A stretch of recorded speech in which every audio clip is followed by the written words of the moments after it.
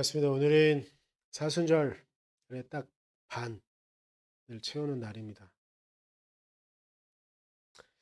오늘과 내일은 이틀간 예레미야서를 볼 텐데요.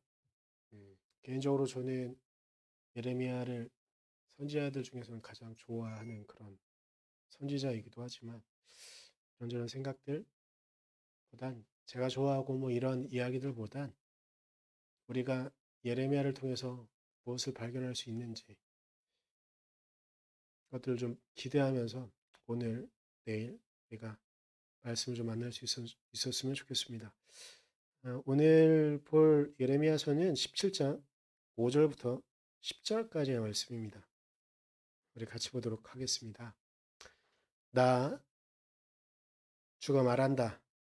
나 주에게서 마음을 멀리하고 오히려 사람을 의지하며 사람이 힘이 되어 주려니 하고 믿는 자는 저주를 받을 것이다. 그는 황야에서 자라는 가시덤불 같아서 좋은 일이 오는 것을 볼 수 없을 것이다. 그는 소금기가 많아서 사람이 살 수도 없는 땅, 메마른 사막에서 살게 될 것이다. 그러나 주님을 믿고 의지하는 사람은 복을 받을 것이다. 그는 물가에 심은 나무와 같아서 뿌리를 개울가로 뻗으니 잎이 언제나 푸르므로 무더위가 닥쳐와도 걱정이 없고 가뭄이 심해도 걱정이 없다. 그 나무는 언제나 열매를 맺는다. 만물보다 더 거짓되고 아주 썩은 사람의 것은 사람의 마음이니 누가 그 속을 알 수 있습니까? 각 사람의 마음을 살피고 심장을 감찰하며 각 사람의 행실과 행동에 따라 보상하는 이는 바로 나 주다. 아멘. 오늘 말씀은 읽으면서 여러분들이 어떤 생각이 들었는지 모르겠지만 왠지 시편 1편의 말씀과 아주 많이 유사한 부분들을 우리가 좀 발견할 수가 있습니다. 어, 이 이야기는 왜 시편 1편과 좀 맞닿아 있는가? 예레미야서는 이사야서에 이어서 오는 가장 긴 내용을 갖고 있는 선지 예언서 중에 하나인데 선지자의 기록이 중에 하나인데 이사야서는 어찌 보면 역사에 대한 이야기들도 있고 열왕기 상하에 나와 있는 내용과 유사한 부분도 있어서 그리고 거의 같은 기사를 전파하고 있는 것도 있음을 좀 우리가 알 수 있는데 예레미야서는요. 그래서 그런지 이사야 선지자는 어떤 역사적인 기록도 있고 이사야 선지자의 예언 그리고 앞날을 두고 말하는 부분도 있다고 한다면 예레미야서는 온전하게 예레미야의 이스라엘을 향한 예언만 또 역사적인 배경이 어떻다 이런 설명이 있기보단 아, 이스라엘을 향한 예레미야를 통해서 이스라엘에게 증거되어지는 엄밀히 따지면 유다죠. 남유다에 증언되어지는 예언의 내용들이 좀 있는 그런 예언서라고 볼 수가 있습니다. 그런데 우리가 어제 이사야서를 보면서도 우리가 보았지만 예레미야의 배경도 유다의 패망을 앞에 두고 있는 어찌 보면 예레미야 선지자 자체는 이사야보다는 더 비참한 생활을 했는데 그 이유 중에 하나는 예레미야는 끊임없이 이러다간 우리는 결국 멸망할 수밖에 없다.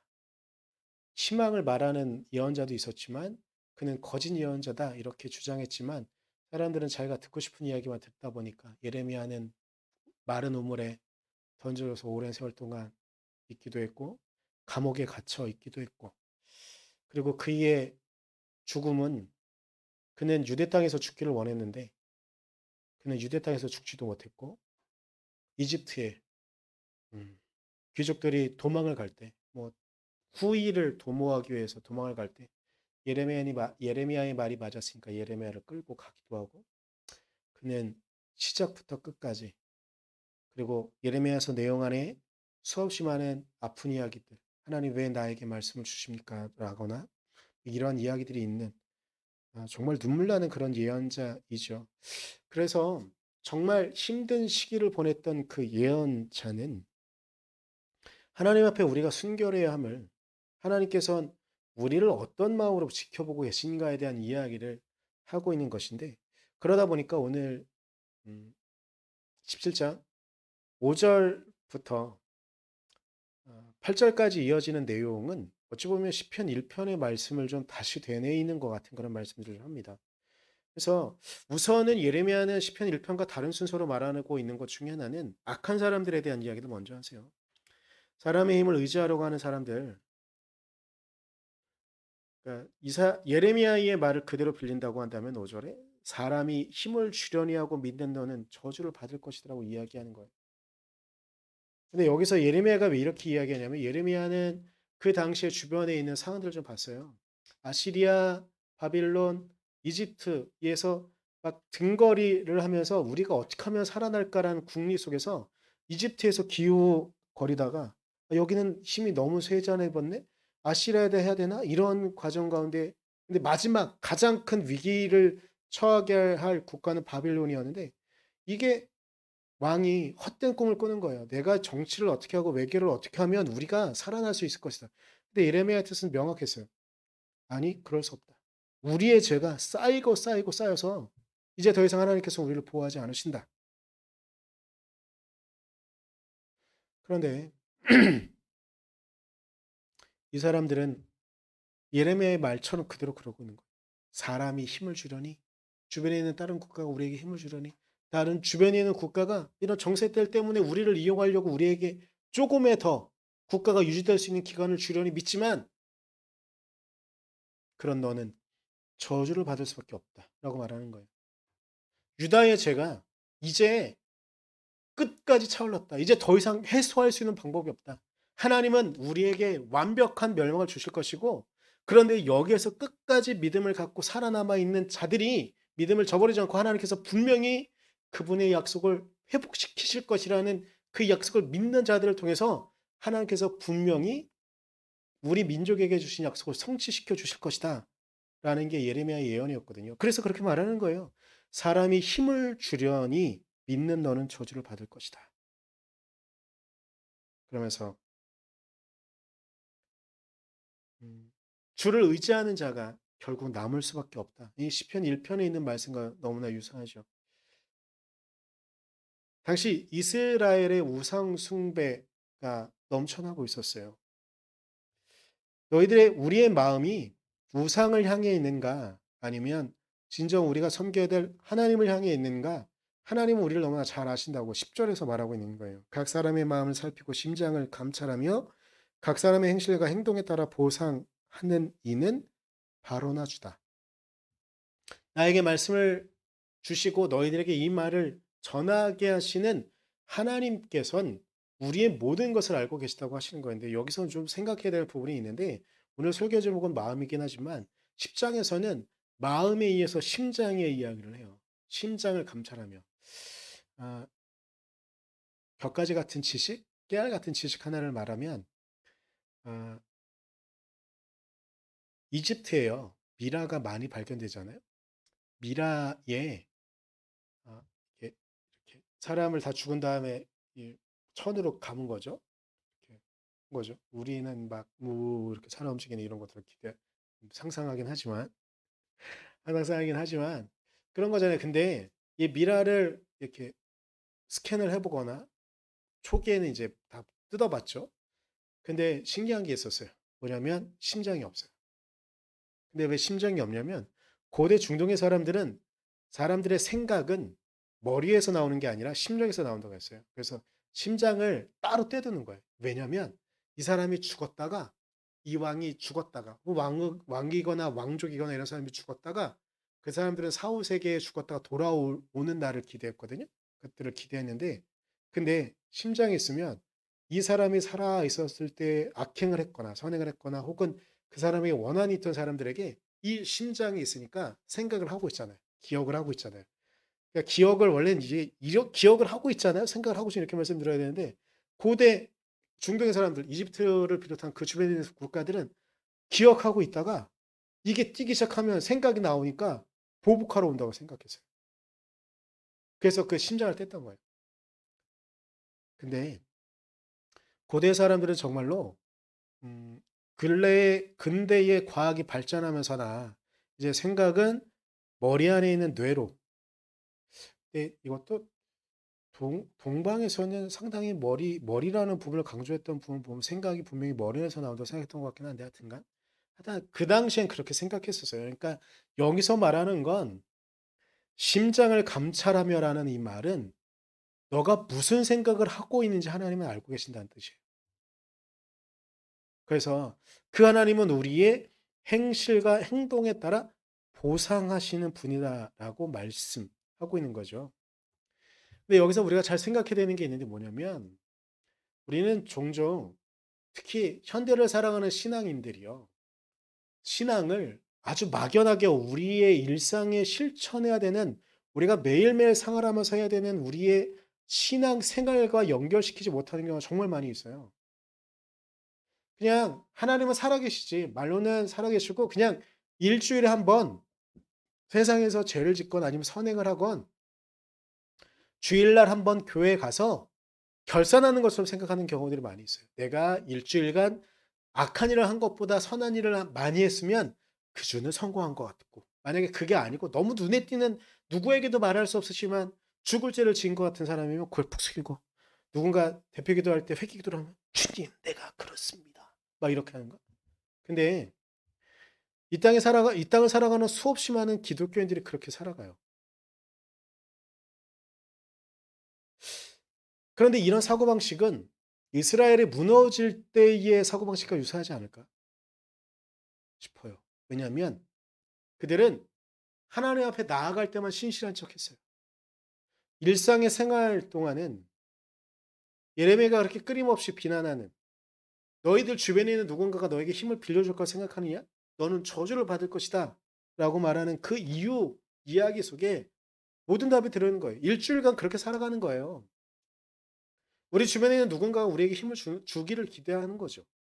주님을 기대하기보단 우리 당장 눈에 보이는 사람들을 기대하는 거죠. 그들이 우리에게 힘을 주는 거고.